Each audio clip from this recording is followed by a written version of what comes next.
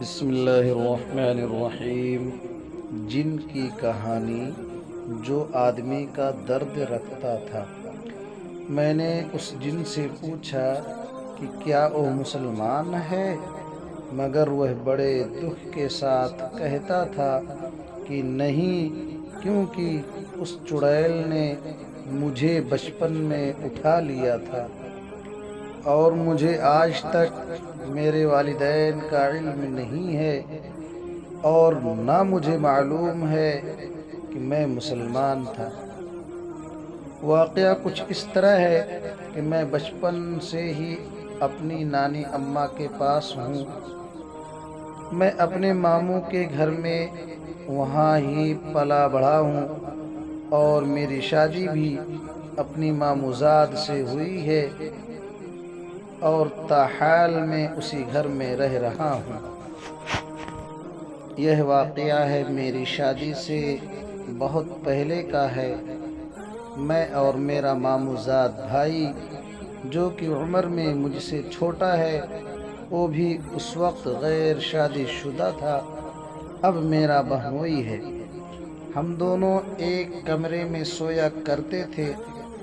میرے ماموزاد بھائی کو جنات کا اثر ہوا کرتا تھا۔ ایک رات میں عشاء کی نماز مسجد میں ادا کرنے کے بعد وہیں رک گیا اور مجھے آنے میں کچھ دیر ہو گئی۔ ہمارے راستے میں ایک پرانا قبرستان بھی آتا ہے۔ دسمبر کا ہی مہینہ تھا۔ جب میں واپس گھر آ رہا تھا تو میرا معمول تھا کہ میں سورہ یاسین کی تلاوت کرتا ہوا آتا تھا۔ کچھ عادت تھی اور کچھ خوف۔ سورہ یاسین چونکہ مجھے زبانی یاد تھی، میں مسلسل تلاوت کر رہا تھا اور چل رہا تھا۔ مسجد سے میرے گھر کا فاصلہ تقریباً 10 منٹ کا ہے، جو کہ زیادہ قبرستان سے ہے۔ مجھے قبرستان سے دھیمی آواز ہنسنے کی آئی۔ میں نے توجہ نہ کی اور زیادہ دھیان پڑھائی پر رکھا۔ میں مسلسل سورہ یاسین کی تلاوت کر رہا تھا۔ جب میں گھر کے بیرونی دروازے پر پہنچا تو مجھے بچے کے رونے کی آواز سنائی دی، تو میں نے سمجھا کہ پڑوسیوں کا بچہ رو رہا ہے۔ بہرحال میں تلاوت کر رہا تھا۔ گھر پہنچ کر جو ہی میں نے اپنے کمرے کا دروازہ کھولا اور دروازہ کھول کر بند کر دیا اور کنڈی لگا دی، اور ساتھ ہی میں نے کمرے کی لائٹ آن کر دی۔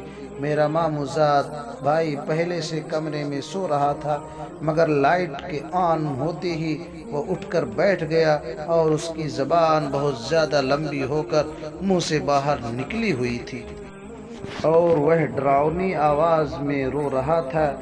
مجھے نہیں پتا کیا ہوا، میں نے بھی اور زیادہ شور سے اسے چپ کرنے کو کہا اور ساتھ ہی ایک زوردار تھپڑ اس کو اپنے بائیں ہاتھ سے مارا۔ میرا اتنا شور تھا کہ ساتھ والے کمرے سے ماموں اور باقی لوگ اٹھ کر آ گئے۔ میں دوسری چارپائی پر پڑا ہوا تھا اور آیت الکرسی اونچی آواز میں پڑھ رہا تھا اور میرا ماموزاد بھائی الگ رو رہا تھا۔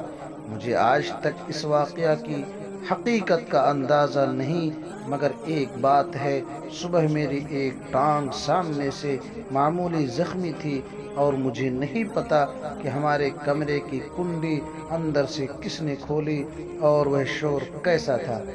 ہاں، اتنا ضرور ہے کہ میرے ماموزاد پر جو جن حاضر ہوتا تھا، ایک دن میری اس سے بات ہوئی تو اس نے اپنا نام حیدر بتایا اور وہ کہتا تھا کہ مجھے ایک چڑیل نے تمہارے ماموزاد پر مسلط کر رکھا ہے، اور اس رات وہی چڑیل اس کے سرہانے بیٹھی ہوئی تھی اور بولی، تم نے سورہ یاسین پڑھتے ہوئے بائیں ہاتھ کا تھپڑ مارا ہے، اگر دائیں ہاتھ سے مارتے تو وہ مر جاتی۔